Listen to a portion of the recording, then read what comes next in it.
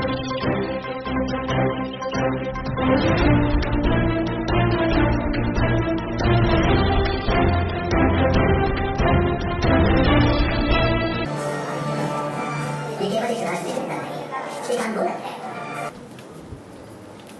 भारत माता की, भारत माता की, भारतीय जनता पार्टी जिंदाबाद, बीजेपी जिंदाबाद, श्री नरेंद्र मोदी जिंदाबाद, श्री जेपी नड्डा जिंदाबाद, श्री अमित शाह जिंदाबाद।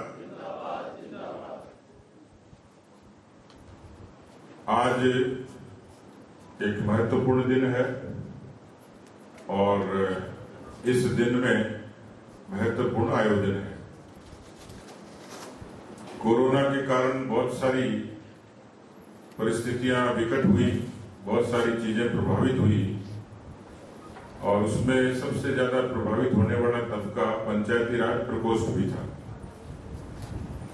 क्योंकि कई निकायों के पंचायती राज के चुनाव भी कोरोना की छाया में हुए, तो उस दौरान काफी तकलीफें आई थी। हमारी हमेशा इच्छा रही, क्योंकि पंचायती राज एक ऐसा महत्वपूर्ण महकमा है, एक ऐसा सेक्टर है जहां भारत की आत्मा बसती है, जहां धरातल की नीतियां आम आदमी के लोक कल्याण के लिए निकलती हैं।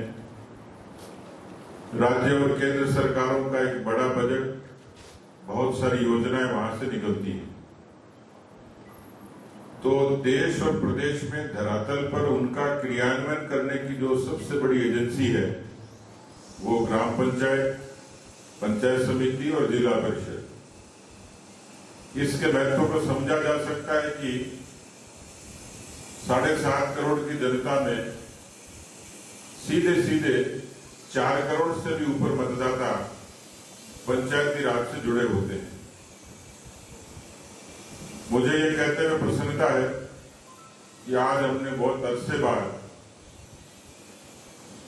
क्योंकि इसकी गाये बगाये चर्चा जरूर होती थी छोटे रूप में, कभी कोई जिला प्रमुख साहिबान मिलते थे, कभी प्रधान मिलते थे कि हमें सरकार के कारण इस तरीके की परेशानियां झेलनी पड़ रही हैं, न तो हम लोग नीतियों को ठीक से लागू कर पाते हैं, न वो नीतियां जो देश के यशस्वी प्रधानमंत्री मोदी जी ने गांव के विकास के लिए, लोगों के कल्याण के लिए जारी की, उसमें भेदभाव भी है, शिथिलता भी है।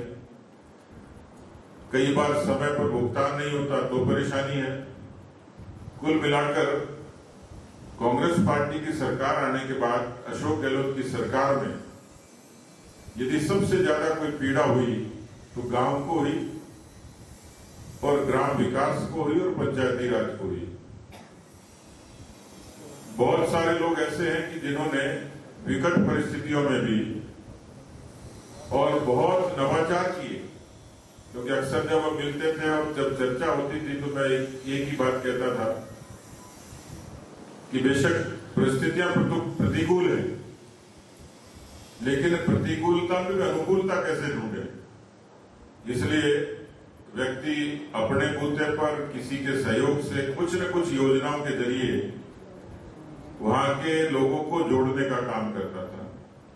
मुझे अच्छे तरीके से ध्यान है कि कोरोना की उस महामारी में हमारे पंचायती राज के प्रतिनिधियों ने जितनी गांव के लोगों की सेवा की, वो सेवा का अनुपम उदाहरण है। परिस्थितियों के मुकाबला करते हुए भी आपने भोजन, राशन, चिकित्सा के लिए, क्योंकि उस दौरान अनेक लोगों के फोन आते थे अलग अलग जगह से, और ये चरित्र कहीं मिलता है तो भारतीय जनता पार्टी में मिलता है कि उसको पार्टी को इतर साबित करती है कि हम केवल नारों की नहीं, हम सरोकारों की पार्टी है। हम जनप्रतिनिधि हैं, लेकिन केवल पावर एंटरटेनमेंट के लिए नहीं है, हम लोगों की सेवा के लिए है, लोक कल्याण के लिए, और ये हमने साबित करके दिखाया है। मित्रों, मैं गौरव कर सकता हूं क्योंकि जब से पंचायती राज बना, राजस्थान में एक परंपरा थी कि जिसकी सरकार होती है पंचायती राज पर एक तरफा 2/3 दबदबा उन्हीं का ही होता है। सरकार आती थी और कुछ प्रभाव से, कुछ सरकारी काम से, कुछ मतदाताओं पर उसके प्रभाव से, लेकिन राजस्थान में पंचायती राज बनने के बाद मैं आपकी पूरी टीम पर गर्व कर सकता हूं, पार्टी के उस कार्यकर्ता के परिश्रम को और पसीने को अभिनंदन करता हूं। इससे ज्यादा प्रतिकूल परिस्थितियां क्या होंगी जो सरकार प्रतिशोध पर तुली हो, परिसीमन के नाम पर केवल कांग्रेस के पंचायती राज में उनकी दखल बढ़े, कैसे वो पंचायत समिति के वार्ड जीते, कैसे जिला परिषद के वार्ड जीते, ये आप सब लोग मेरे से ज्यादा जानते हो। मुझे कई बार तो लोग बताते थे कि इतना भेद था, कहीं 1500 वोट पर एक वार्ड है, कहीं 15,000 पर। सीमाओं का और छोर ही नहीं, कोई उसमें भौगोलिक रूप से कोई सम्मति नहीं है। बावजूद उसके इतनी पराकाष्ठा की तो कई बार तो हमारे कार्यकर्ताओं का भी मनोबल गिरता हुआ दिखता था कि भाई साहब कैसे पार पड़ेगी, लेकिन पार पड़ी। इतनी जोरदार पड़ी कि आजादी के बाद, पंचायती राज बनने के बाद, विपक्ष में होने के बाद भारतीय जनता पार्टी ने पहली बार 33 में से 18 जिला परिषदों पर कब्जा करके कांग्रेस से बढ़त प्राप्त की। 1014 जिला परिषद के वार्ड है, उन 1014 में 505 पर हम लोग जीतकर कांग्रेस से हमने बढ़त बनाई। पर इसकी चर्चा राजनीतिक हलकों में, मीडिया में, सोशल मीडिया में उतनी प्रामाणिकता से, उतनी मजबूती से नहीं होती, क्योंकि लोग ऊपरी तौर पर केवल राजनीतिक मुद्दों का, सरकार का गुणगान ही करते हैं।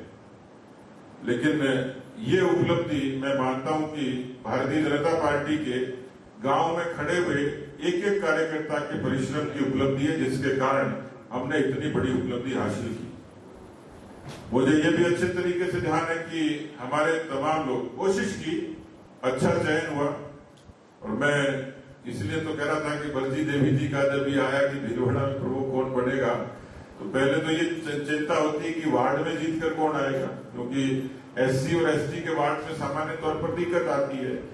कोई पढ़े लिखे नहीं मिलते हैं, या उस कैलिबर के नहीं मिलते हैं, जीतने वाले नहीं मिलते हैं। कई बार वार्ड लगातार हमारा हारने वाला होता है। तो हार को जीत में कैसे बदले और जीत का अपेक्षा किस तरीके से निकाली जाए, तो मैंने इसलिए बलजी देवी जी का नाम लिया कि इनको जब तलाशना शुरू किया तो इन्होंने बड़े संकोच के साथ कहा कि मेरी बकरियां कौन संभालेगा। तो बड़ी हंसी आई, तो ये बताया कि भी आपकी बकरियों की पर्याप्त देखभाल करेंगे। मैंने पूछा, एक दिन जिला प्रमुख बढ़ गए तो मैंने कहा मकान मिल गया? बोले साहब मकान तो मिल गया, पर मकान में काम करने वाला कोई नहीं, इसलिए झाड़ू पोछा भी मैं लगाती हूँ, चाय बर्तन भी नहीं करती हूँ। इतना तो हुआ इनको, लेकिन कोरोना हो गया, ये अस्पताल गई तो डॉक्टर वहां भाव ही नहीं थे इनको। तो हमारे जिला अध्यक्ष ने कहा उस डॉक्टर को कि भैया इसका जब तेरे को बता देंगे तो प्रोटोकॉल में तेरे को इसको सैल्यूट करना पड़ेगा। ये यहाँ की जिला प्रमुख है, आज के लोकतंत्र की सबसे बड़ी मजबूत संवाद है, तो इसका तेरे को ध्यान रखना पड़ेगा। तो छोटी से छोटी कार्यकर्ता, सामान्य से सामान्य व्यक्ति इस पंचायती राज के जरिए अपने राजनीतिक कर्म क्षेत्र में उपलब्धि हासिल कर सकता है, सम्मान और मान प्रतिष्ठा हासिल कर सकता है। यहाँ प्रधानगण भी विराजे हैं, उप जिला प्रमुख भी हैं। कई जगह थोड़ा तकलीफ का भी काम था कि 3 जिलों में हमारा बहुमत होते हुए भी हम लोग वहां परिस्थितिवश अपना जिला प्रमुख नहीं बना पाए, वरना यह आंकड़ा 21 का होता। वहां उप जिला प्रमुख बने वो लोग भी हैं। कई जगह मैं देखता हूं कि बहुत अच्छा तालमेल है उप जिला प्रमुख और प्रमुख के बीच में, पार्टी के कार्यक्रमों में उनकी भागीदारी होती है। जो हमारे प्रधानगण है वो भी प्रतिकूल परिस्थिति में काम करते हैं। मुझे अच्छे तरीके से जाने के जब भी जाते हैं हमको एक कंप्लेंट जरूर मिलती है, वीडियो नहीं है, यदि है तो बिल्कुल विपरीत काम करता है, प्रताड़ित भी करता है, अपमान भी करता है, उपहास भी करता है। तो ऐसी सारी परिस्थितियां हमारे जनप्रतिनिधियों के, पंचायती राज के जनप्रतिनिधियों के साथ आती है। दुर्भाग्य यह है कि जो अशोक गहलोत जी लोकतंत्र की और सहकारी संघवाद की बात करते हैं, वो दिल्ली तो बाद में जाए, पहले राजस्थान के पंचायती राज का सम्मान करना तो सीखे निरपेक्ष तरीके से, क्योंकि सरकारें आती और चली जाती, लेकिन किसी भी योजना को लागू करना होगा तो सबसे बड़ी एजेंसी है, उसके साथ भेदभाव उनको खुद का तो दिखता है जिसमें कोई हकीकत नहीं। यदि ये भेदभाव होता तो राजस्थान के 75 लाख किसानों को प्रधानमंत्री किसान सम्मान निधि नहीं मिलती। यदि ये भेदभाव होता तो प्रधानमंत्री ग्राम सड़क योजना की 70,000 किलोमीटर सड़कें यहां नहीं बनती। ये भेदभाव होता तो 63 लाख माताओं बहनों को उज्ज्वला के कनेक्शन नहीं मिलते। तो जाने कितनी उपलब्धियां हैं। ये भेदभाव होता तो राजस्थान के 15 लाख लोगों को, आवासहीन लोगों को सर पे छत नहीं होती। तो तमाम ऐसी योजनाएं थी जिनको राजस्थान की सरकार को के जरिए भारत की सरकार ने देने की कोशिश की। उदाहरण के तौर पर मुझे अभी कई लिखित में भी ज्ञापन दिए, कई बार वर्बली कहते, डीएमएफटी के पैसे में कितना भेदभाव होता है। मुझे अच्छे तरीके से ध्यान है कि एक अकेले कांग्रेस के एक लीडर के क्षेत्र में 400-500 करोड़ रुपए से भी ज्यादा काम हो गया और हमारे विधायक की अनुशंसा से 10 करोड़ का भी काम नहीं हुआ। ये भेद साफ दिखता है, नियुक्तियों से लेकर विकास के कामों तक। जितनी केंद्र सरकार की ऐसी योजनाएं हैं जिन योजनाओं को लोक कल्याण के लिए धरातल पर उतारना चाहिए था। मैं कई बार कहता हूं कि जब लोग पूछते हैं कि ऐसा कैसे महसूस हुआ, तो आपने फ्री वैक्सीन का फोटो देखा होगा। मैं जब अपनी डोज लगाने के लिए गया तो मुझे ताज्जुब हुआ कि जिस जगह प्रधानमंत्री मोदी जी की फोटो होनी चाहिए थी, वहां मुस्कुराते हुए गहलोत साहब चिपके हुए थे, जबकि उनका कोई लेना देना नहीं था। खजाना मोदी जी का, विजन मोदी जी की, माल मोदी जी का परोसने का काम करके कह रहा खाया जाओ मेरा ही, यानी अपनी भूमिका अपने आप बदल ली। तो सहकारी संघवाद में ऐसा होता नहीं है। देश के प्रधानमंत्री की अपनी गरिमा है, उनका अपना सम्मान है, लेकिन ये सम्मान यहाँ के मुख्यमंत्री ने, यहाँ की सरकार ने गिराया। राजनीतिक भेदभाव की पराकाष्ठा है। मित्रों, आज हम सब लोग बहुत अरसे बाद मिले हैं, लेकिन आप सब लोगों से चाहूंगा कि एक मर्यादा में, संयत शब्दों में जो मर्म की बात यहां कही जा सकती हो, जो आने वाले समय में इस सरकार के खिलाफ ब्लैक पेपर का हिस्सा बन सकता हो। आप में से कई लोगों ने ऐसे कुछ काम किए होंगे, नवाचार किए होंगे, जो बाकी लोगों को जानने के लिए अच्छा होगा कि मैंने अपने जिला परिषद में इस तरीके से काम किया, मैंने अपने पंचायत समिति में ये नवाचार किया, मैंने ये काम करके लोगों में भरोसा पैदा किया। ऐसे कोई भी काम हुए होंगे जो साझा किए जा सकते। मुझे कुछ लोगों के मुझे ध्यान है, लेकिन मुझे लगता है कि यदि हमारे जैसलमेर के जिला प्रमुख अपनी बात को डूंगरपुर के क्षेत्र के लोगों से शेयर करेंगे, स्वाभाविक है, टोपोग्राफी अलग है, लेकिन पंचायती राज तो एक ही है। कैसे हम लोग सहूलियत दी होगी जनजाति के लोगों को, सीमा क्षेत्र के लोगों को हमने कैसे सहूलियत दी होगी, जो हमारे जो इस तरीके के जो बिल्कुल जमीनी तौर पर जो गरीब जिनको कहा जा सकता है, जो रोजी रोटी के लिए जद्दोजहद करते हैं, उनको कैसे सहूलियत हमने दी होगी। ऐसी कुछ इनोवेशन हुआ होगा, कोई नवाचार हुआ होगा, कोई योजनाएं होंगी जिनको आप लोगों ने अच्छे तरीके से धरातल पर उतारा होगा। तो कुल मिलाकर इस अगले सत्र में हम इस बात का संवाद करेंगे कि आपकी तकलीफें क्या है, सरकार से अपेक्षा क्या है, केंद्र सरकार के प्रति आपका सुझाव हो कि इन नीतियों में और ज्यादा अच्छे तरीके से, प्रभावी रूप से इसका क्रियान्वयन किया जा सकता है, इस पर बात की जा सकती है। तो समग्र तरीके से ये समय आपका रहेगा। आप अच्छे तरीके से अपनी बातें रखेंगे, मर्यादा में रखेंगे, सीमा में रखेंगे, कम शब्दों में रखेंगे तो ज्यादा पार्टिसिपेशन होगा। मैं बहुत लोगों को जानता हूं, कईयों से अनौपचारिक चर्चा भी होती है और कईयों का बहुत अपने अपने क्षेत्रों में मूवमेंट खूब है, लोगों के बीच में जाते हैं, क्योंकि कई जगह हमारे विधायक नहीं, उस जगह हमारे प्रमुख जाते हैं, हमारे प्रधानगण जाते हैं।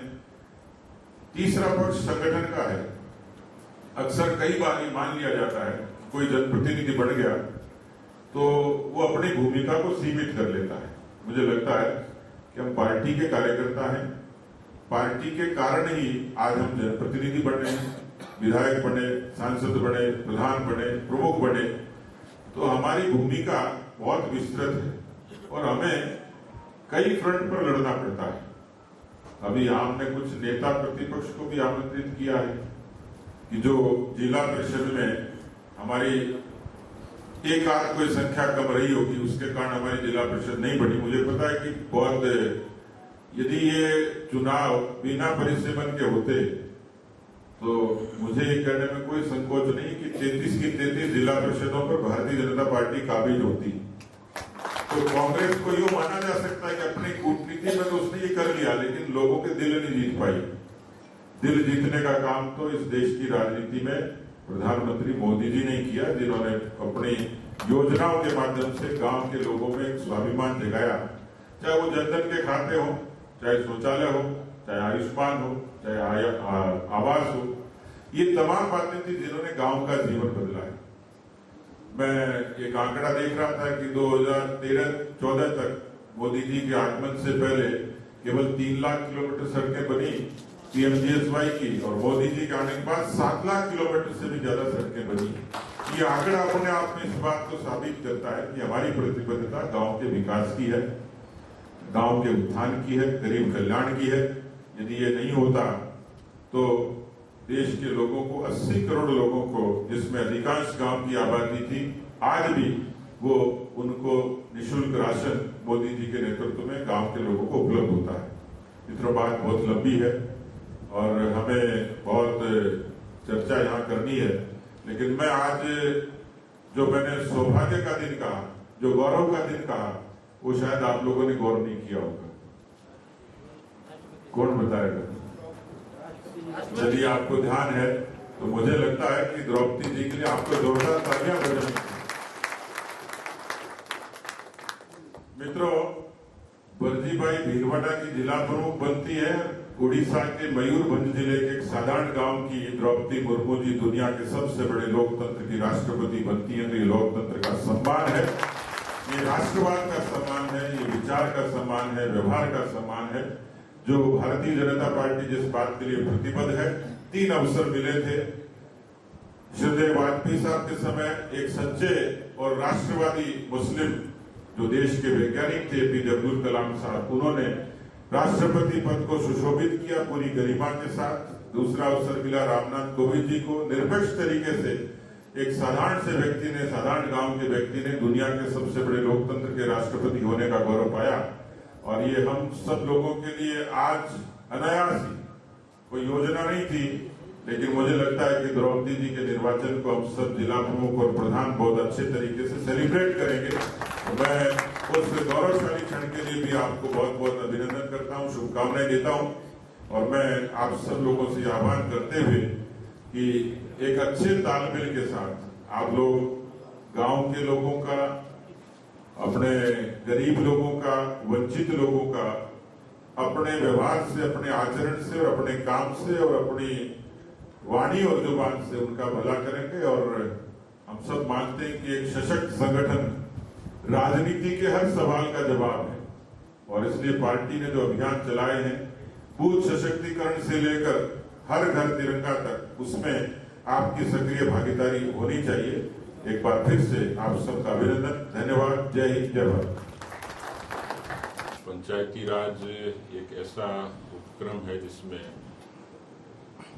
बहुत बड़ी आबादी जो सीधे सीधे गांव से, खेती से और पंचायती राज व्यवस्था से जुड़ी है, तो उसको पार्टी की पहुंच ज्यादा बने।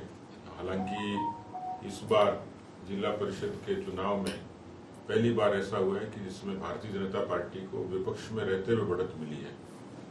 1000 से भी ऊपर वार्डों में 505 पर भारतीय जनता पार्टी काबिज है जिला परिषद में, और 19 जिला परिषदों पर 33 में से ये पहली बार हुआ है। 5.5 करोड़ मतदाताओं के बीच में इतना बड़ा जन समर्थन हासिल करना विपक्ष के नाते एक बड़ी उपलब्धि है। लेकिन चुनौतियां भी हैं, क्योंकि सरकार विपरीत विचार की है। उदाहरण के तौर पर डीएमएफटी का जो चेयरमैन होता था वो प्रमुख होते थे, लेकिन अभी वहाँ पर जिला कलेक्टर काबिज हैं। कभी किसी समय सांसदों को तवज्जो मिलती थी। राजस्थान की सरकार ने इस तरीके से पंचायती राज को लेकर अनेक भेदभाव किए थे। तो उन सब की चर्चा भी होगी और विपक्ष के नाते पंचायती राज को सशक्तिकरण के लिए हम और क्या किया जा सकता है। आज समय है ग्राम सभाओं के सशक्तिकरण का, पंचायती राज की मजबूती का। तो मुझे लगता है कि इन सारी बातों पर समग्र चर्चा होगी और हम कोशिश करेंगे कि हमारी तरफ से भी एक ऐसा डॉक्यूमेंट रिलीज हो जिसमें सरकार को उनकी खामियों पर घेरा भी जा सके और एक सार्थक सुझाव उनको दिया जा सके। पंचायती राज की मजबूती के लिए, ग्राम के विकास की उन्नति के लिए उसमें क्या किया जा सकता है। आने वाले दिनों में कोई अभियान ग्रामीण इलाकों में चलाने जा रही है बीजेपी? पार्टी का जो जनसंपर्क अभियान चलेगा उसमें इस बात को प्राथमिकता रहेगी कि हम ठीक नीचे के छोर के गांव तक अप्रोच करें।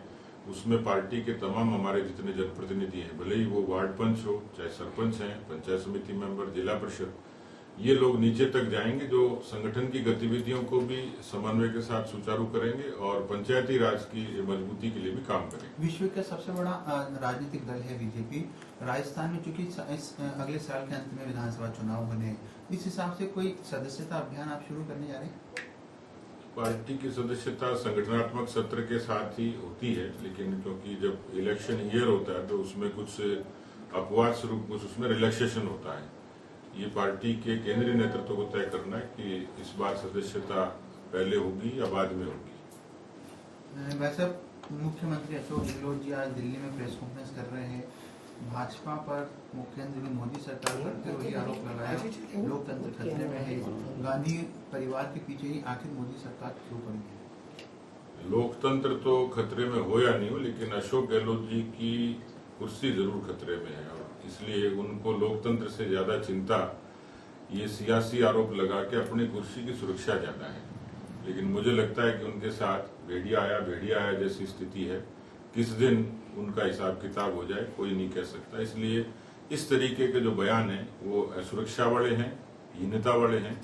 यदि उनकी पार्टी में ठीक होता, उनकी पार्टी का ईमान होता, उनकी पार्टी में नैतिकता होती, आलाकमान मजबूत होता, मुझे लगता है कि इस तरीके से दिल्ली के चक्कर लगाने की भी आवश्यकता नहीं थी, इनसिक्योरिटी की आवश्यकता नहीं थी। यहाँ से ठाठ से अच्छे तरीके से गवर्नेंस होती, राजस्थान की जनता को राहत देते। लेकिन 3.5 वर्षों में यहाँ जो हिसाब किताब है, जो खाता बही है, वो अशोक गहलोत जी का और कांग्रेस पार्टी का बहुत कमजोर है। एक सवाल और, शुद्धता की गारंटी के लिए आप लोग विधानसभा में कई बार मामला उठाते हैं, लेकिन एक बड़ी पहल सरकार ने की, राज्य सरकार ने, शराब शुद्ध मिलेगी कम से कम। अच्छी बात है।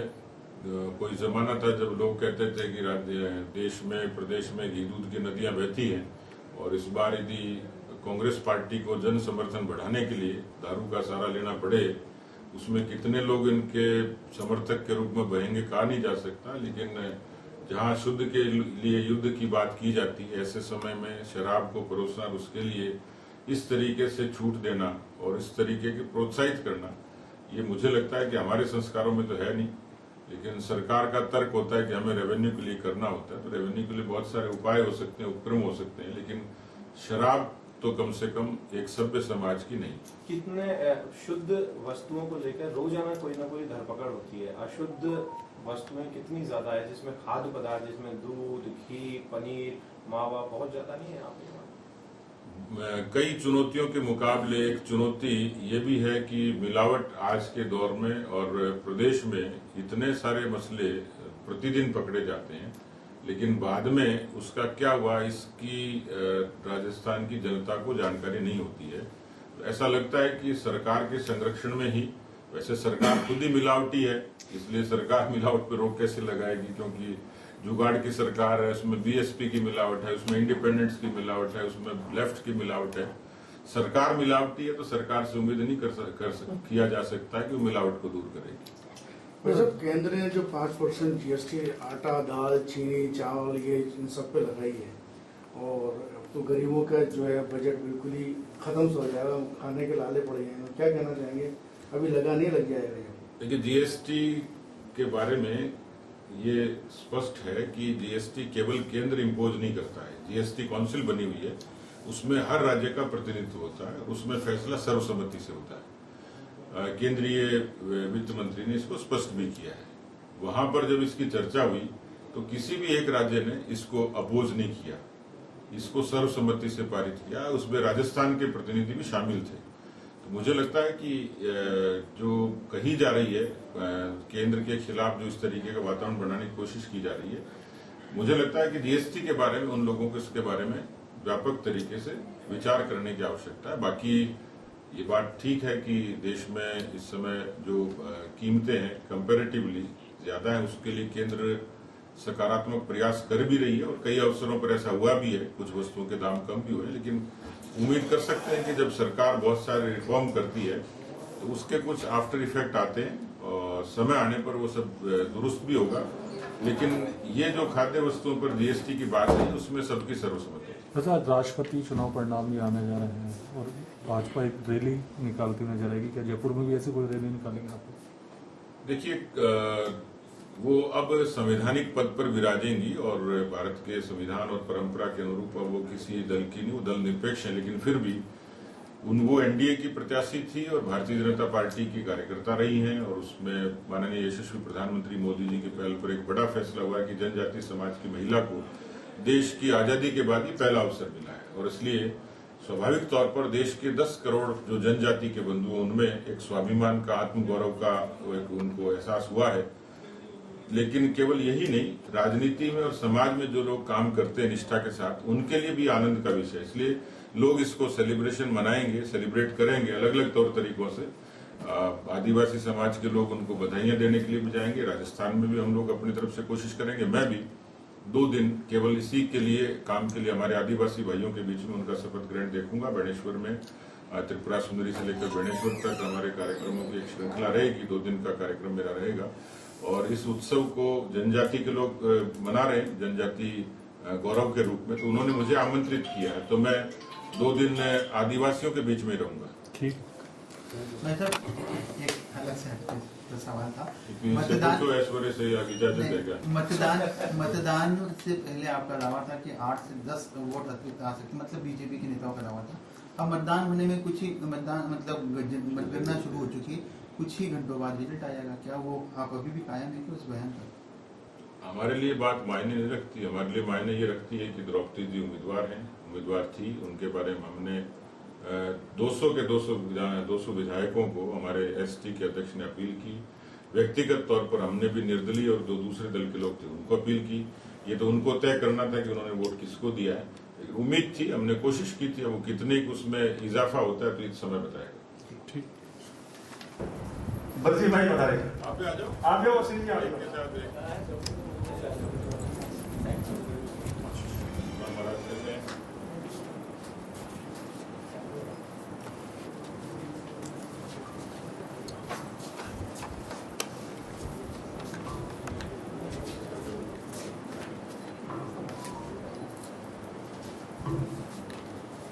हमारे उपनेता प्रतिपक्ष सम्मानीय राजेंद्र सिंह जी राठौड़ के स्वागत के लिए मैं पंचायती राज प्रकोष्ठ के प्रदेश सह संयोजक श्रीमान राजेंद्र जी बीड़ा से आग्रह करूंगा कि आप पधारे और माननीय राजेंद्र सिंह जी राठौड़ साहब का स्वागत करें।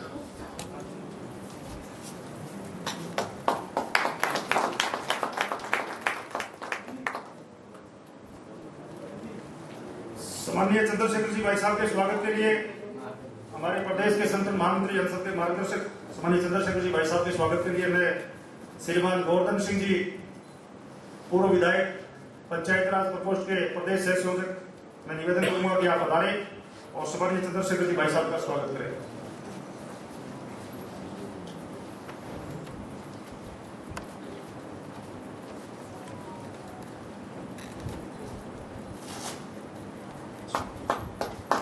जोरदार तालियों के साथ प्रदेश महामंत्री आदरणीय भजनलाल जी शर्मा के स्वागत के लिए मैं श्रीमान भूपेंद्र सिंह जी भदौरी से निवेदन करूंगा कि आप पधारे और हमारे प्रदेश महामंत्री सम्मानीय भजनलाल जी शर्मा का स्वागत करें।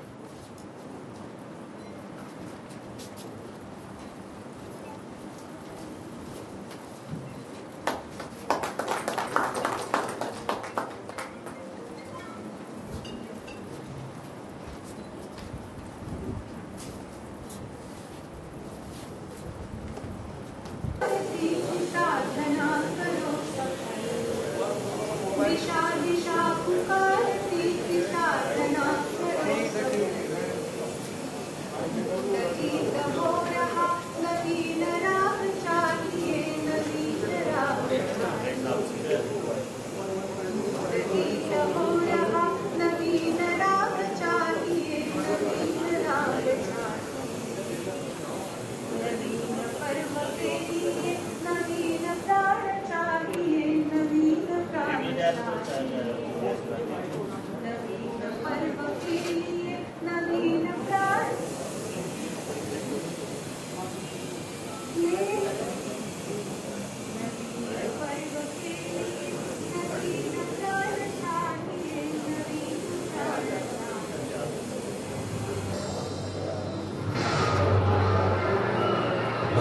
की गाथा संघर्षों से जुड़ी हुई गाथा है। ये गाथा है अनगिनत देशभक्तों की, लाखों करोड़ों कार्यकर्ताओं की और ऐसी विभूतियों की जिन्होंने अपने अटूट विश्वास और अथक परिश्रम से इतिहास की धारा को मोड़ दिया, देश की राजनीति को नई दिशा दी, राष्ट्र प्रेम और देश